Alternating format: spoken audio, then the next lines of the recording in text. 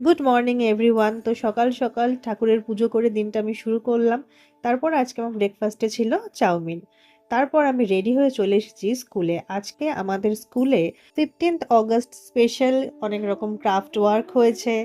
এছাড়াও question answer, নানান রকমের গান প্র্যাকটিস। তো চলো তোমাদের শোনাই। Which country celebrates Independence Day on 15th August? India. What is our national flag called? Tiranga.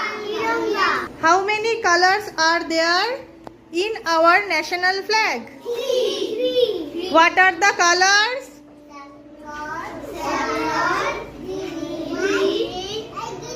Very good. How many spokes are there in the Ashok Chakra?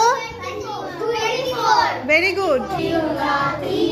सबसे प्यारी तेरी सूरत प्यारे बसरा प्यारी माँ तुझे सलाम।